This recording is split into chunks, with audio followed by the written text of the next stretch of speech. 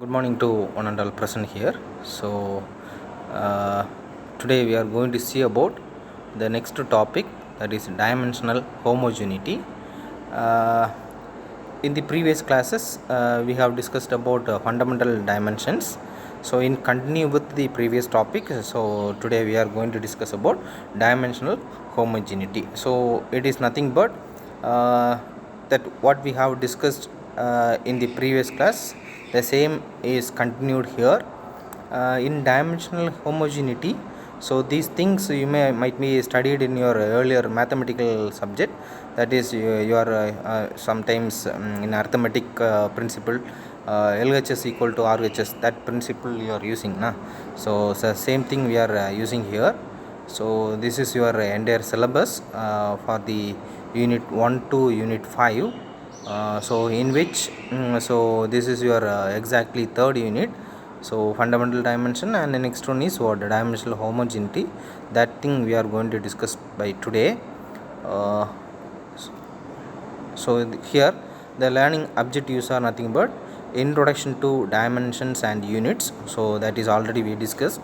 Then use of dimensional analysis, that is also previously we discussed. Then this next we are going to discuss about dimensional homogeneity.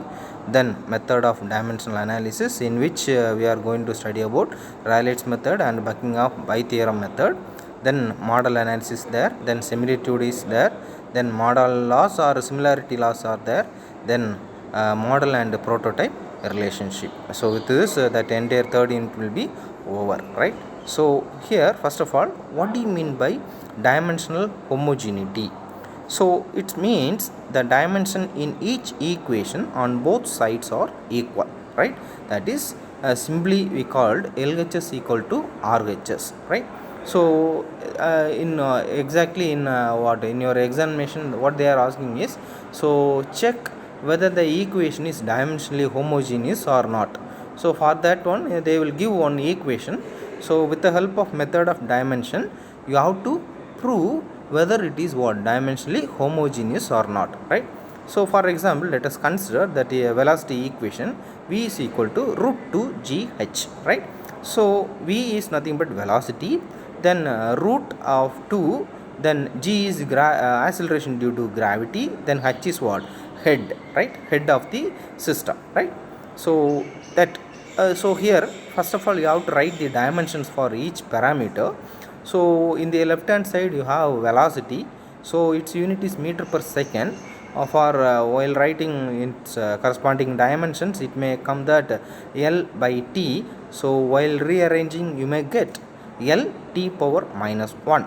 So this is the case for left hand side. For right hand side, root 2, so it's a constant, so you can neglect. Then root of g is nothing but acceleration due to gravity, meter per second square. So L by T square into height is nothing but length, it represents length, so it is L. So L square by T square in the root, so while taking out you may get L by T, so you are getting L T power minus 1. So what we got in the left hand side, the same thing we are getting in the right hand side. So the above equation is dimensionally homogeneous, so it can be used in any system of units. So this is the way you have to prove whether the equation is dimensionally homogeneous or not, right?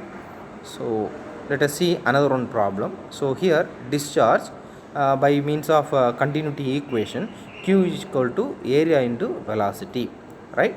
So for discharge, you know the what unit for discharge, that is meter cube per second, right? So which is equal to, so in left hand side you may get, so you can check, right? So take one piece of paper and do it manually, right? So I will explain the what in the video, but you have to check whether the equation is dimensionally homogeneous or not, right? While getting a free time, you just utilize this concept, right?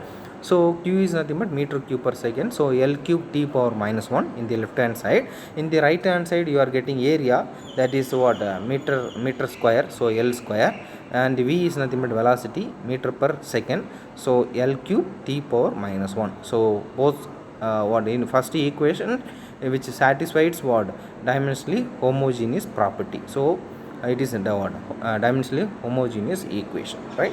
So next one is what energy, kinetic energy, E equal to half v square by g, right? V square by 2g. You have to check. So what's the dimension for energy? So which is equal to v square by 2g. V is nothing but velocity, g is acceleration due to gravity. So half mv square, right? So like this we have to find, right?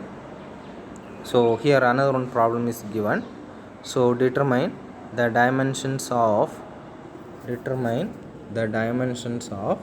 E is the E in the dimensionally homogeneous Einstein equation. E is equal to mc square in the bracket, so 1 by root of 1 minus b by c the whole square minus 1, where v is the velocity and m is the mass. So here in the solution part, since the expression is dimensionally homogeneous, so here they have asked, with the help of method of dimensionally homogeneous concept, how to find the dimension of E, right? So E equal to mc square, so that is nothing but Einstein equation.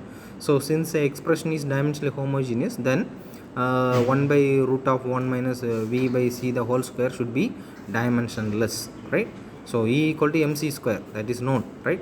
So m is nothing but mass, c is nothing but velocity of sound. So meter per second the whole square, meter per second the whole square. So that dimensions for E is nothing but m l square t power minus 2, right? So you have to find. So here one theory part is asked in many of the university question. What is mean by dimensionally homogeneous and explain in detail, right? So first of all you have to write the definition of dimensionally homogeneous, dimensional homogeneity. Then with the help of one sample equation, you have to prove whether the above equation is homogeneous or not, right? So here the law of Fourier principle of dimensional homogeneity states an equation which express a physical phenomena of fluid flow should be algebraically correct and dimensionally homogeneous. Exactly, dimensionally homogeneous means the dimensions in the terms and of left hand side should be same as the dimensions of the terms of right hand side. So LHS equal to RHS, right? So for in order to prove that dimensionally homogeneous concept, we are taking one equation, that is Q is equal to 2 by 3 CD into root 2G LH 3 by 2, right? So this equation is what considered here. So for your simplicity you can use Q equal to area and velocity, or V equal to root 2GH, what we discussed in the previous slides, right? So that can be also used for your examination part, right? So that concept is given. CD is coefficient of discharge, there is no unit. G is gravitational force, L is length, and H is head of water. So then you have to write the dimensions of each parameter. Discharge is what, meter cube per second, so L cube t power minus 1. CD, there is no dimension, it is ratio, right? So G is acceleration due to gravity, L t power minus 2. And regarding length, it is capital L. Head is also L, right? For numerical numbers, there are no dimensions, so the non dimension equation is L3 t power minus 1 equal to square root of L t power minus 2 into L into L3 by 2. So while simplifying, finally you are getting L cube t power minus 1, L cube 3 power minus 1. So it is satisfying what? That dimensionally homogeneous concept, right? Left hand side equal to right hand side, right? So the main applications of dimensional homogeneity is that the principle of homogeneity proves useful in the following ways. That is, it facilitates to determine the dimensions of the physical quantity. It helps to check whether an equation of any physical phenomenon is dimensionally homogeneous or not. It facilitates conservation of units from one system to another. It provides a step towards dimensional analysis, which is fruitfully employed to plan experiments and to present the results meaningfully, right? So these are some of the what properties as well as symbols and what dimensions are listed here that can be used to solve some problems, right? So in many of the university examination, that dimensionally homogeneous is asked in the what part A side. So in 2 mark question, many of the time it is asked, so you have to thorough in this, right? So thank you for your patient listening. Thank you for watching. Thank you.